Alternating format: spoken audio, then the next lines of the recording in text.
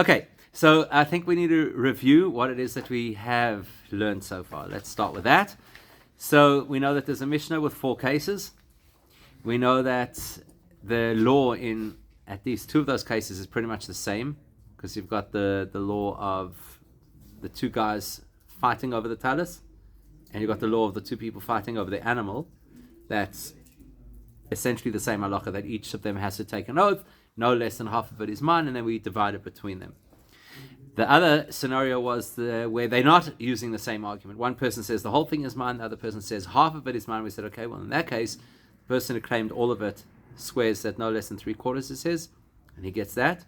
The one who says half is his swears that no less than 1/4 is his, and he gets that. And then the 4th scenario was if we either have witnesses or everybody just agrees, okay, you know what, this was a misunderstanding and we really deserve to go Harveys, then they go Harveys without taking an oath. Okay? Then the Gemorah had a question. Gemorah's question was, why do you have to do that? Why do you have to say this guy versus that guy saying I found it, and then this guy versus that guy saying it's all mine? Now this is really important information, even though we've done it already before, because that original question, what's the original question? Why do you have to say Ani Metzasiyah and Ani Metzasiyah, and then Kulo Sheli and Kulo Sheli, where it really seems like you're all pretty much saying the same thing? In that question, we originally, you notice I'm changing the words now, we originally answered, no, actually, it's all one case. It's all one case. The guy is arriving in front of the courts and he's saying, I found it and it's mine. And the other person is arriving in front of the courts and he's saying, I found it and it's mine. It's actually one case. Now, if you want to do this properly, what you should do right now is take a pen and look at the page of the Gemorah and draw one nice big square bracket from the beginning of the Gemorah, you know, where the GM is, as you call it, right? Where the Gimel Mem is. You should do one long bracket from there all the way down to the third last of the narrow lines. So in other words, can you see in the narrow lines there's the last part where there's red highlights? To that line should all be one bracket. The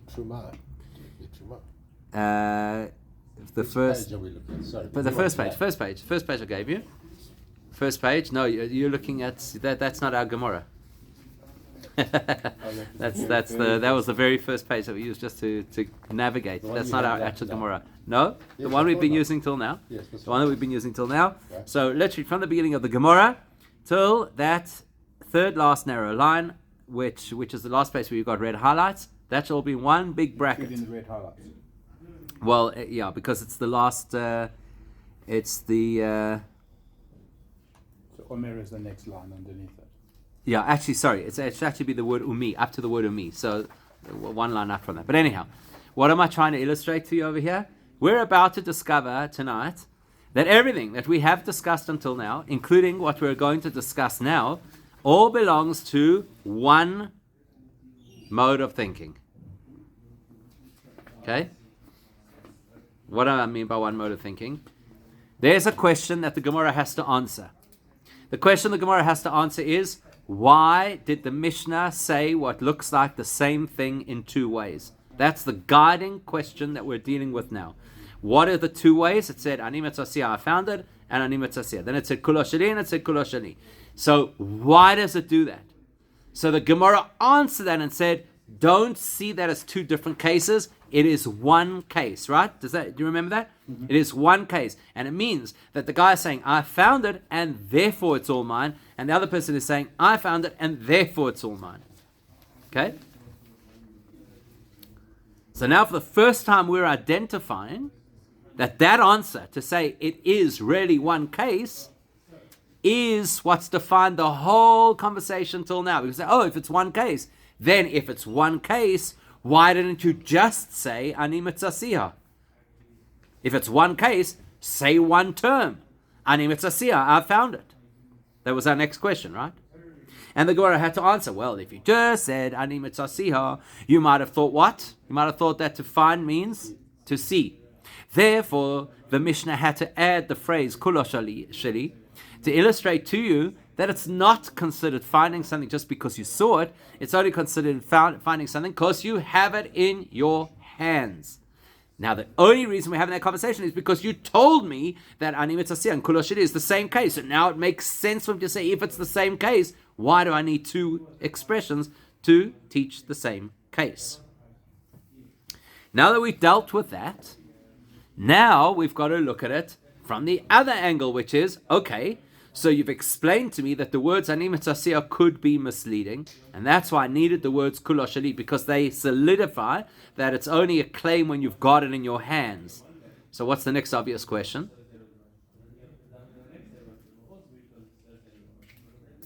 Again, you were worried that it should have just said Ani Mitzasiyah, that it should have just said I found it, and that should have been good enough.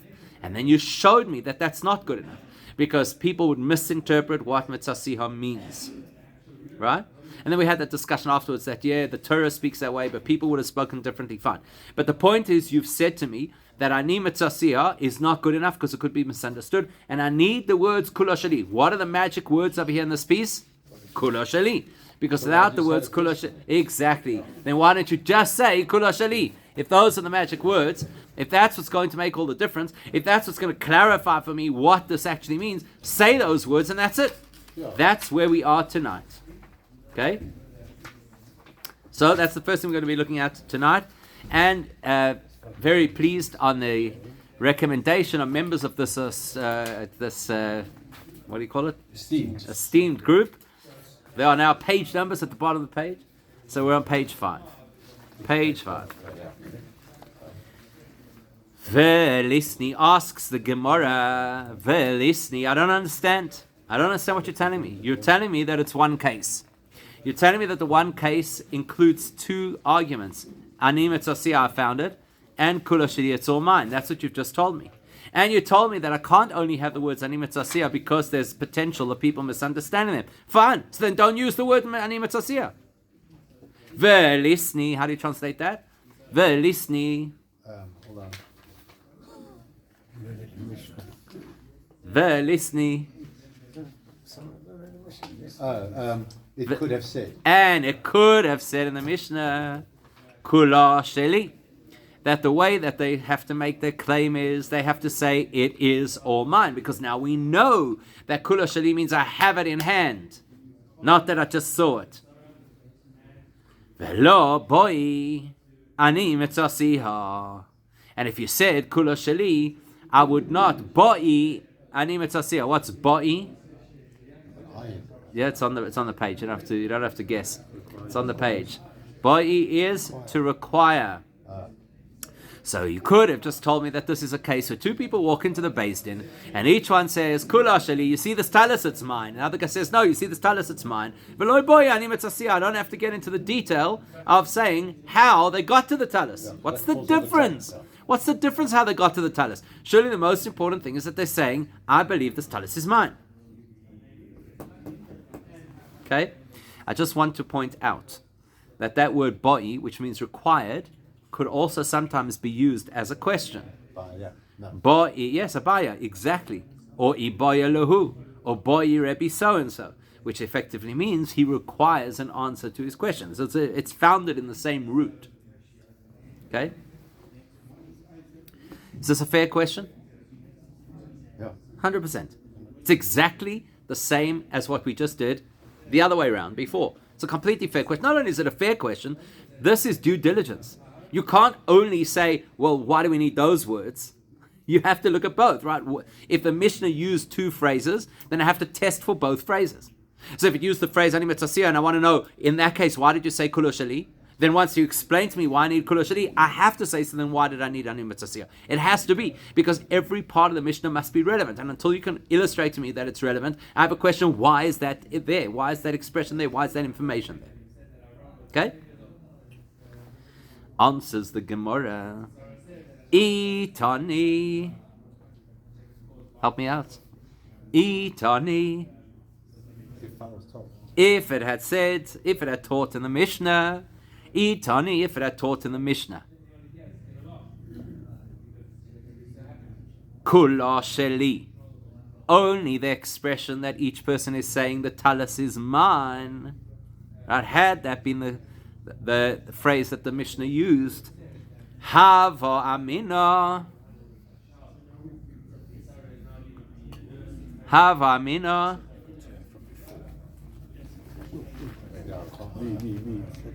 Hold on. Oh, come Wait, on. I've got it. Oh, come on. Come on, man. We don't get If it. it's So relevant to easy one for case, you, it's right? strictly relevant to that one. No, that's Kal V'chomer. Incorrect Hava Amina. Correct. Hava Amina. I would have made an incorrect assumption, or I would have incorrectly said. Always wrong. Right? Hava Amina. I would have said incorrectly. Be'alma. You'll excuse me not translating words that we've already had before, not because it's a test, but just because it's important to keep trying to review these words till they start to become part of our vocabulary. So I would have said incorrectly, Be'alma, correct generically, De katani. What's the de? Does in red. Yes, the D is in red, that's true. As? Huh. Is that it? No. D is the same as she. De in Aramaic is like she in Hebrew. So Be'alma, generically, De katani. Small. What? Small. What's even? No, no. De katani. Oh, this is what the Mishnah intended to say. Okay, so not this one, Mishnah, but Be'alma de katani. Generically, when the Mishnah says, Okay. right, generically when the Mishnah says, meaning in other scenarios, in other cases, when it says the words mitzasiha, when it says that I found, I would have thought, bire'iya be'olma koni. That what it means is, bire'iya with,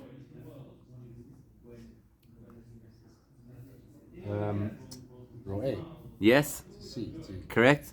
So bire'iya with, seeing, be'olma. Now you could again translate it as generically, right? Generically, just by seeing it, or you could just say simply by seeing it, Connie.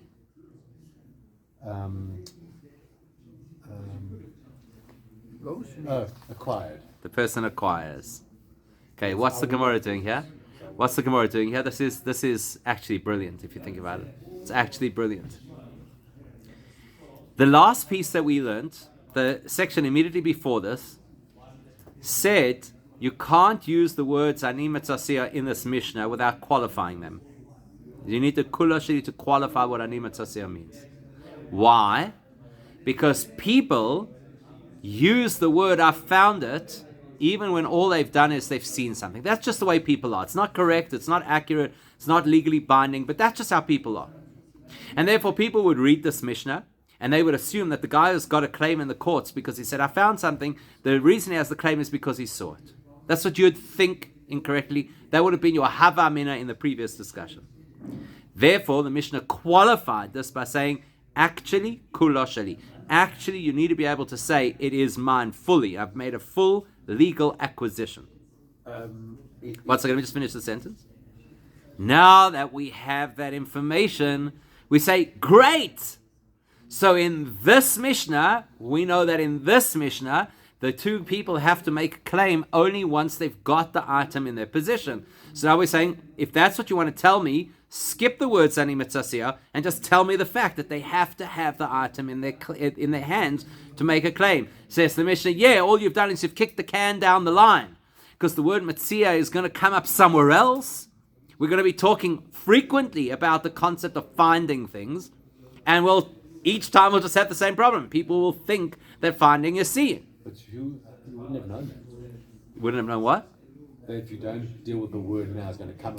Oh, you and I wouldn't know that. Yeah. But this is what you could call a golden rule of Mishnah. Okay. Well, I don't know. Deal with things at the first possible opportunity. So, in other words, anticipate what's coming down the line, and establish legal protocols as soon as you possibly can, or legal definitions. So we need to know what's the legal definition of finding. Let's do it the first time we speak about finding. Let's, strap it in right now. Lock it in right now. This is it. And Finding holds. means you've made a legal And acquisition. holds going forward. And once it's there, it's there. That's and it. if you get to it going forward and something seems off, you can bring the case from before and so on. But it won't even seem off. How could it seem off? This is now the definition. Yeah. This is No, but is if word the is working used in seemingly, definition. I'm just saying later on. No, then you've misunderstood the Gemara.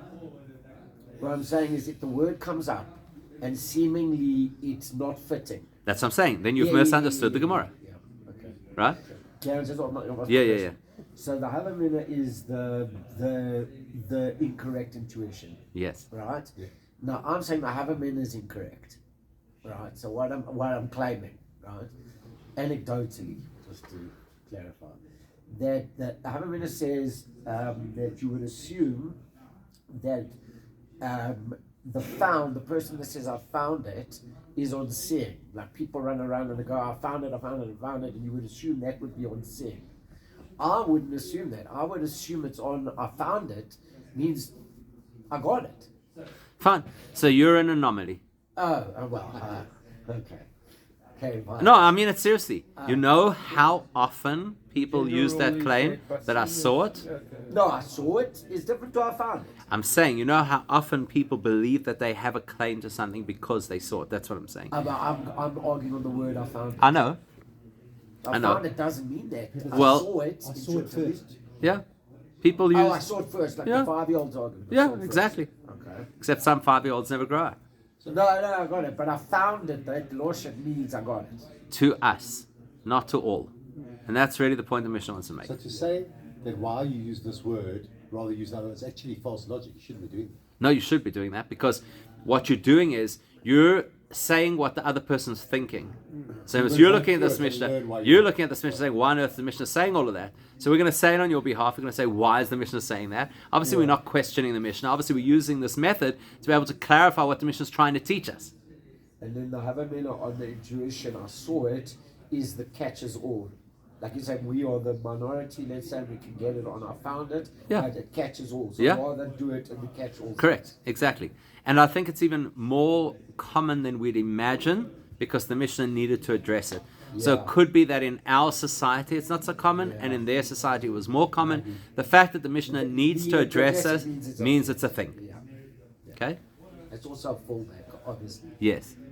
Okay, so but you see how seamlessly the two lead into each other. Because our previous argument illustrated the possibility of a misinterpretation of Metzia, that people could think Metzia means finding, means seeing.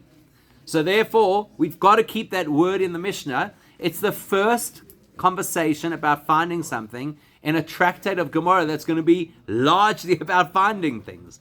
So we've got to get this clear at the outset. We've got to get clear, what does the Torah consider a viable finding? What do we consider a real argument around finding? Okay, so now we know this. Okay, let's read the words inside.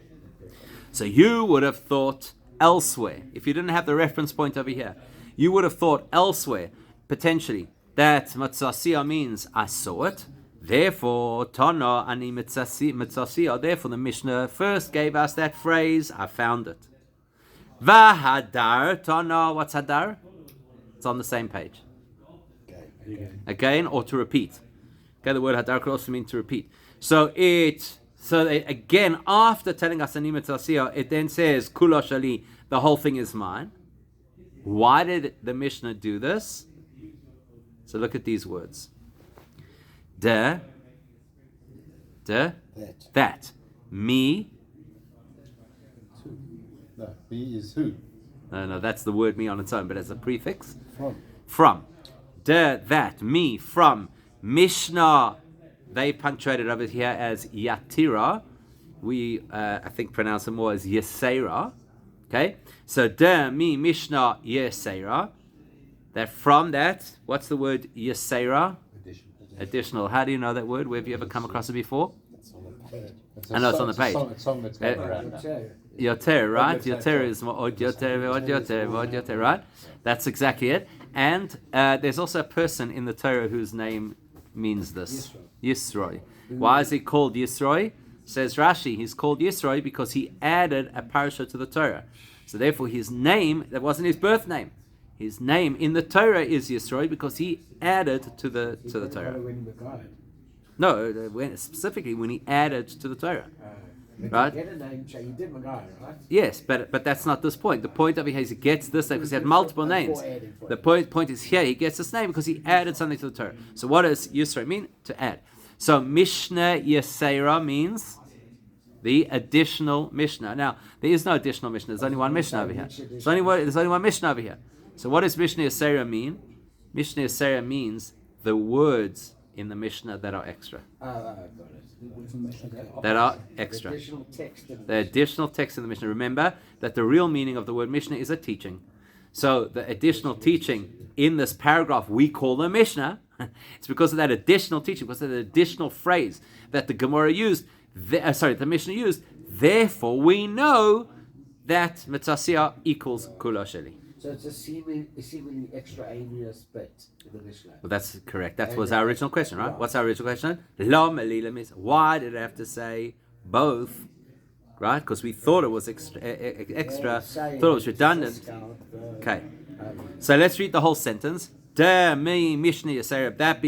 from this extra expression or extra teaching in the Mishnah, Ashme Inon.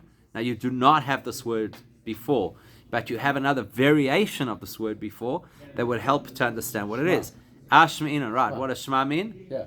To hear. Well, what does it mean to hear something? We would have heard. To? It's not the same as listening. To hear something. What does it mean when a person says, I hear you? I understand you. Understand you. So, ashma'i non. The suffix, right, exactly. The suffix non is as, because anan is as in Aramaic. So you take that last bit and you stick it on the word as a suffix. So, demi Mishnah Yesera, that from the extra expression in the Mishnah, ashma'i non, it teaches us. It's quite an elaborate way to say teaches us, because Shema means to hear, hear means to understand. Ashma means to cause to understand. Ashma inan, to cause us to understand, which basically means to teach us. Okay? Just driving the point. So Ashma inan, that teaches us that re'iyah, seeing, lo kani, never acquires. And now we could say we have arrived at the conclusion of this section. That's why I said we put a bracket around it. We've arrived at the conclusion of the section because what we've done is we started with a question, why does the Mishnah have to give us two scenarios? We explained it's not two scenarios, it's two phrases within one scenario, which led us to then ask, well, why do you need the two phrases? And we then tested each option of, what if you had this phrase without the other one? What would you misunderstand? What if you had the other phrase without this one? What would you misunderstand? And we came out with a legal principle, which is you can never claim something as yours just because you saw it. End of section. Not exactly, but end of section, right? End of section. Which means, now this is so important to identify. Everything that we have discussed so far, bar the initial question, because the initial question just got the ball rolling. But from when we started to address the initial question, from when we started to say that actually the Mishnah is a single case with just two phrases of expression, all of this conversation was living in that reality. You understand what I mean by that? Here we ask the question, why does the Mishnah say Kula Sheli and Ani Mitzasiyah? It sounds like two cases. The Gemorah responded, no, it's actually one case. And because it's one case, I have all this conversation about how the words work and what they teach us, etc., etc. That's all on the working theory that the Mishnah is one case. Now we're going to say, maybe that's not accurate. That's why I said upending everything. Okay? Because everything we've learned over here is supposing that the Mishnah is talking about one case. What's the one case? Two guys claim they found a Tallis and they just got to say it in the right way. And the reason the Mishnah is saying two phrases in one case is because it needs to just clarify what all that means. Okay. Plus teach you that seeing is not a part. Yes, that's a benefit. That's a bonus. But that's Yeah, agreed. That's the whole point. At the bottom of page 5 are two little revision questions that you could look at in your own time. Just when it's not fresh top of mind, go back. It's a great way just to remind ourselves what this piece was all about. Just on that point, is the answer ever, why was the Mishnah said like this? Is the answer ever to teach you something else? The official answer. No, it always has to be in context. It always has to be context. Has to be in Happens, it's sneaky, it throws in a... Well, Mishnah, remember, the purpose of Mishnah is to consolidate as much information in so this. it's going to be teaching. Correct. It's going to be teaching multiple things. Yeah. Okay. It's a brilliant... Okay, are we ready? Are you just... I need to know that everybody's crystal clear that everything we have learned so far is all in the orbit of... This Mishnah is telling us one case. The one case is about people who claim they found the Tallis, and the wording is just there to avoid misunderstandings. Are we clear on that? This is one thing. What about the other three scenarios? We're not even touching them yet. That's fine. Yeah, No, yeah. You're going to say it actually applies. No. Good. We have not touched the other scenarios yet. You're a very, very valid point. I was scared. Okay, so now that we're going into the second section of this Mishnah, of this Gemorah, we are going to upgrade. As you will notice, the dictionary no longer has the English. Oh. So now we're actually, instead of just saying, oh, check it out, there's the word, now we're actually going to work out the words together. Then write it in. Okay? Then write Okay? it in. All right. It's great was a trick. Yes. Okay. So you might recognize the words highlighted in red because we have already used them. Do you see those words? Umi, matzis, amras, veha. See those words? Highlighted in red. We've already used these words before. So let's see if we can just dial back and remind ourselves what these words mean. Umi, matzis, amras, ... veha, ... I'm ready to say. Yes.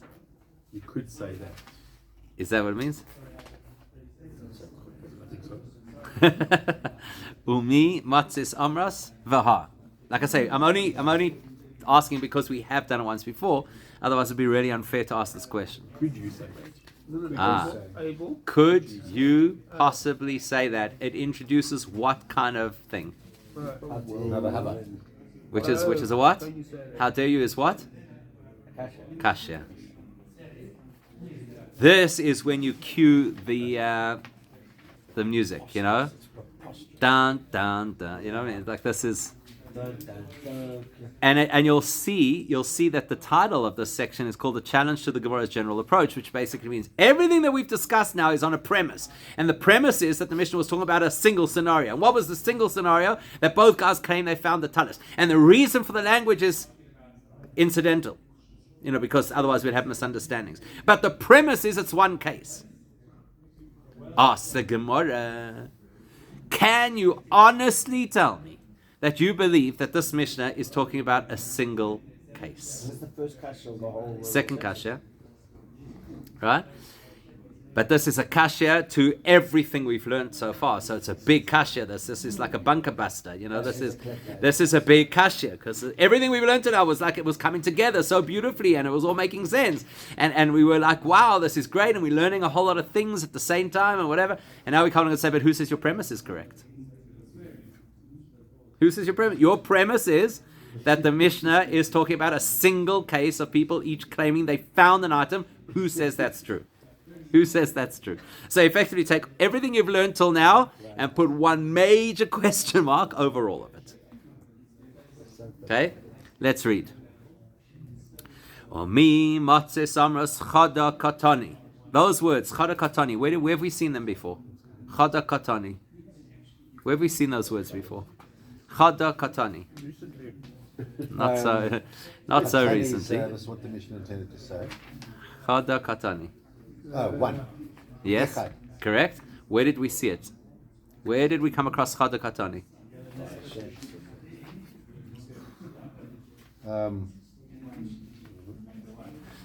In this Mishnah a while back. Not in the Mishnah. Not in the Mishnah. Where did we find it? It was on this sheet. That's right, it was on that sheet. And what was the Gemorah doing at that point? Again, he's used to working with school children. But there was a game. No, chada is one, like Bayek said, it's one. Oh. That they both said it's all mine. Chada katani. I don't know. Okay, I'm only making life difficult because this is critical. You see, we started off the Gemorah with a question. The question was, why do you have to tell me both ani mitzasiha and kula sheli? Lisni chada. Just teach me one scenario. That was the original question that started this whole Gemorah. I actually was thinking that still. The first- We dealt with the why still say it twice. Right, Why still say it right, twice. exactly. Yeah. So the Gemorah's answer to that, the first answer the Gemorah gave was chada katani. It is actually one scenario. That's what it said. Chada katani. It is one scenario. That's our premise. And then we went through all the other things. Because if you just said ani mitzasiya, I would think this. And if you just said kula sheli, I would think that. But the premise is these two words, chada katani. That the Mishnah is actually telling me a single case, and the single case is two guys who claim they found a Tallis. Now the Gemorah is challenging that premise. Omi matzis amras chada katani. How could you ever have suggested that answer in the first place? You suggested that the Gemorah is talking about a single scenario where they're both arguing on the same lines, where they both make the same claim, where they both believe they found the Tallis. How could you say that? Are you saying it's said twice because it's something else going on? I haven't got there yet. Right now, all I'm saying is what you suggested and we were so comfortable with has a serious problem. What's the problem? Veha. Now, veha means but, right? So how could you say da da da da? Veha. A bite, though. You can't ask the question, how dare you say that, unless you've got a A but. counter. Yeah, you've got to have some kind of reason. You can't just arrive Exactly. with You that can't just idea. say I'm shooting you down, right? Yeah, You've got to you've say got to there's have a reason something. I have a kashya. Yeah. So how could you say chada katani? How could you suggest that our Mishnah is talking about a single case? Vaha, the words of the Mishnah do not lend themselves to being a single case. Why not? Vaha, ze, veze, katani. Because did you not read the Mishnah? What did the Mishnah say? It said, ze oimer ani mitzasiha, veze oimer ani mitzasiha. It's a ver. What is it? Not a ver. Zeh v'zeh. Zeh v'zeh. What does zeh v'zeh mean? Two different people. It's giving you the two sides of the argument. And then that's the end of that argument, because you said, Zeh said, I found it, and Zeh said, I found it. That is how you say one case. The fact that straight after that, the Mishnah then goes, Zeh oimer kula sheli, v'zeh oimer kula sheli, in the most simple, basic reading of the Mishnah. Sorry, but that sounds very much like two cases. Because again, he made a claim and he made a claim. Yeah. Now you're saying, and he made. Okay, well, you must be talking about something else. If it It's- didn't say and he, you would think it's one. Something If it happens was and supposed to be something one, if it was supposed to be one, it should have done this. He said, I found it and it's mine. And he said, I found it and it's Wouldn't mine. have said and. In other words, the Gemorah was even saying, that's how you're supposed to read the Mishnah. And now the Gemorah is saying back to, well, if that's how you're supposed to read the Mishnah would have read that way. You know, it's a little bit of a stretch to say, the Mishnah says something, but actually read it differently. Yeah. That's the bottom line. Okay? I saw that, but I didn't think much of it. Okay? So let's read on, because it's going to spell it out. Ze oimer ani mitzaseh, v'ze oimer ani mitzaseh. Ze oimer kula sheli v'chula. You don't even have to bother translating that, but basically the point he's illustrating over here is that the Mishnah packaged them as two arguments, two sets of arguments. And reiterated it all the way through. Exactly. So we have now shaken the foundation of everything we've learned until now. Because everything we learned until now supposed that the Mishnah was talking about a single case. And then it was valid to have the discussion about which part of the words means what. But now we're saying, doesn't look like a single case. Sorry. Normal people normally speak this way when they're referring to two cases. So, we've got to answer this question, right? So why do you even go that say that it's a single case? Why? Well, there's a variety of reasons for that. One reason is because once we get to understanding this case, we'll see that this is also not so watertight. There are going to be questions here too. And so we've got to work out which is more accurate. also there was value in what we learned. We needed that information. We needed to know what mitzasiyah means. That's not invalidated now. Just because it's not the full answer to the Mishnah doesn't mean that information is useless. That information is extremely important for us. But there's more to the story. That's basically what we're seeing up here. There's more to the That's why story. you need to say. That's why I asked, is it enough to add added value by saying it? 'Cause Yes. The Mishnah said we needed to teach Yep. it, to teach the additional. Yeah, exactly. Now you're going to see something here which doesn't necessarily happen that often in Gemorah, but it's not. It's my mate. But it's not. So you get an answer. But it's not. Yeah, exactly.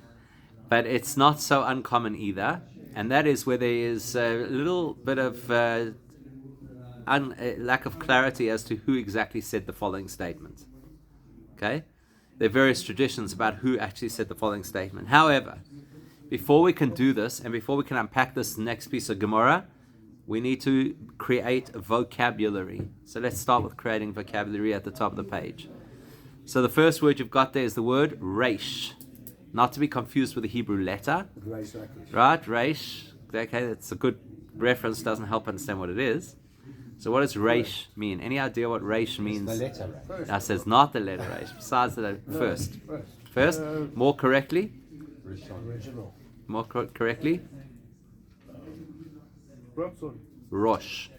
Head. Reish in Aramaic is Rosh in Hebrew. So it really means the head, but for our purposes, we're calling it the first. Okay, the first. Okay, Reish Aleph Shin. Thank you. I'm thinking about it. Okay, He has everything. right, what is soif? What is soif? End.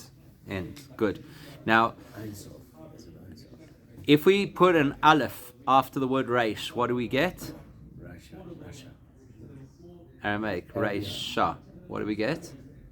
Oh, the I at the end is Is not the or. is the. Yeah. So if I say reisha, I mean the first. Reish would be first or beginning. Reisha would be the first. And if I took the word soif, which is the Hebrew version, and I put an aleph at the end of it, so the word would become seifar, which would mean the end. Okay. Now, if you have a look in the keywords, which is the next section, you'll see that the word reisha means the first part of a Mishnah, and the word seifar means the last part of that section of the Mishnah. Is that all Gemara? All Mishnahs will have a reisha and a seifar, and sometimes a Mishnah will have a reisha, a metziasa, which means a middle segment, and then a seifar, an end segment. Now, in this particular Mishnah, the seifar is not the end of the whole Mishnah; it's the end of the section we're analyzing. So you have reisha, the beginning of the section we're analyzing, and seifar, the end of the section we're analyzing. So I'd like to. Apparent in the Gemorah, that Reisha. What do you say? Is it always apparent in the Gemorah? Not always. Not always. And you won't see it in line in the Mishnah. You'll never see it demarcated. Not demarcated, but you should be able to work it out. Yeah. Okay, so my question to you is, now that we know which part of the Mishnah we're talking about, which is what would you call the Reisha and what would you call the Sefer? Well, you've put the brackets, you've put the square.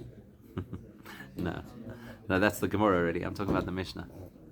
And out of the Mishnah, I'm talking about this section of the Mishnah we're now analyzing. What would you call the first part and what would you call the last part of our conversation? Ani Mitzasiyah versus Ani Mitzasiyah is the Reish. It's the first argument. That's the first argument that's being placed, that's been presented in the Mishnah. What's the Sefer? Zeh Kula Shali v'Zeh Kula Shali. We have now fundamentally changed the way we read this Mishnah. Up until now, we read the Mishnah, Ani Mitzasiyah and Kula Shali. It's all the same. It's all one single conversation. There is no Reish. There is no Sefer. It's just one conversation. The Gemara is now changing its view and saying, no, there is a Reisha and there's a Sefer. The Reisha is the scenario where the two people are arguing, I found it, I found it. The Sefer is the other scenario where the two people are arguing, it's mine, it's mine. And by the Gemorah, I mean, can you distinguish between Group A and Group B? Or Tanakama, sorry, not Tanakh, but the different Rabbanim? We don't use these words. We don't use Reisha and Sefer in Gemara. Only with reference to a Mishnah. But I'm trying to establish all that different opinions, coming from different people. I'm not sure what you mean. Okay, Okay, so So that's going to be really, really important for us. Okay, some more vocabulary before we go any further. Does anybody know what mekach or memkar means? Let's break this apart. If you could guess what the root of the word mekach is, you're a genius. Right? But okay, that's pretty good. Kach. What does kach mean? Take. So the root is actually lamed kufches, right? Like lokeach. But right, like lekach, exactly. So taking. Mekach is taking. Memkar. Can anybody identify the root of the word memkar? Machar. That's right, which is? Yesterday or tomorrow. No. That's with a ches. This with a chaf. I thought so. And that's why it's actually not machar, it's actually mecher. Right? Machar is the past tense verb of mecher. So what? But let's try, because you might very easily get there if you just play around with that word a little bit. So let's throw out a few words that are associated with it. Before Pesach, we do something that is called mechiras chometz. Same root, which is what? Look. Nope. No, is burnt. No. No. It's burning. Separate. No. Mechiras chometz. You could drive in. We declared no. We No. got rid of it. No. You could drive in Israel and the car in front of you might have a handwritten sign posted in the back window that says Limechira. Pretty Ari Marx is not in this year. Oh, so Sale. Mechiras chometz, the sale of chometz. Limechira, the car's for sale. Right? So Mekach or Memkar is buying and selling. Mekach or Memkar is buying and selling. For sale, what's the sticker that says for sale? Limechira. Okay? The other thing you have to know is that there are two expressions the Gemara is going to use over here that really do the same thing. One is ve'i tema, which means if you would like to say. And the other one is ve'amri la, which means some say. They both mean there's an alternative opinion about, in this case, who said it. You use it often. What? Some say, yeah. Okay. Okay. So let's have a look. Omar Rav Papa. So what does Omar mean? He said. So if Rav Papa said, what's he doing? We've just had a kasha, so now we have Rav Papa saying something. What's he doing? He's answering.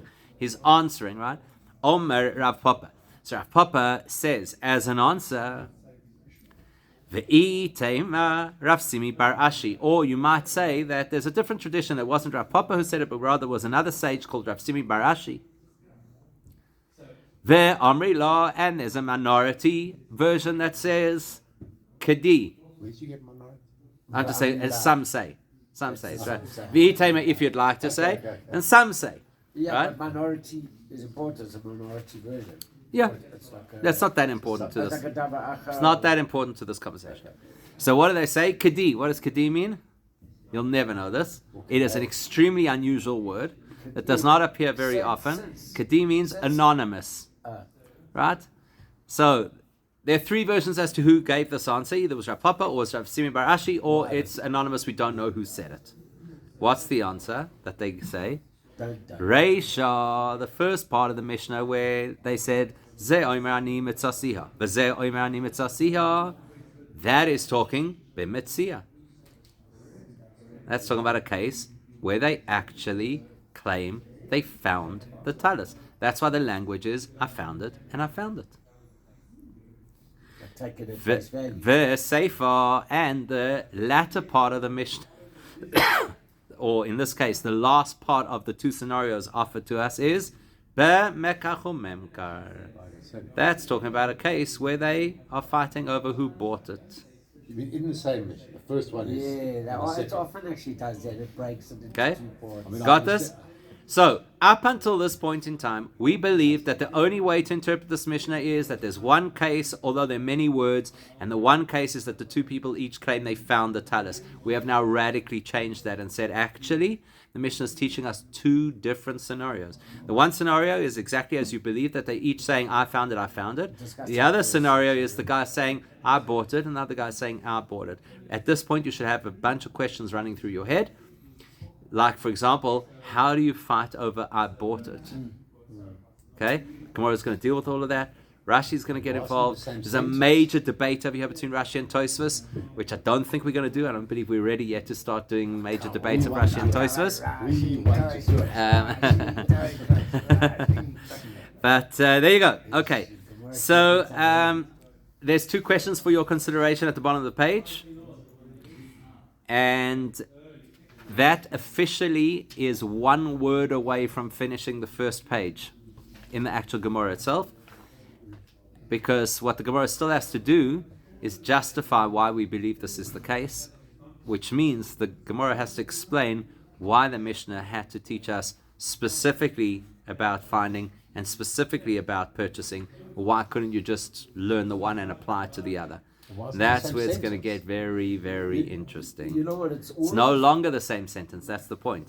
The first version that we had was we believed it was all one sentence, and now we're saying can't- these are can't two be. completely Can't be different the same. sentences. There's still Completely just a kasha. different. This got to be thrown out. There's a kasha on a kasha. Don't panic. Don't panic. It's not going to be thrown out. Okay, but this is the answer to the kasha. Hold on to nothing. You've read it.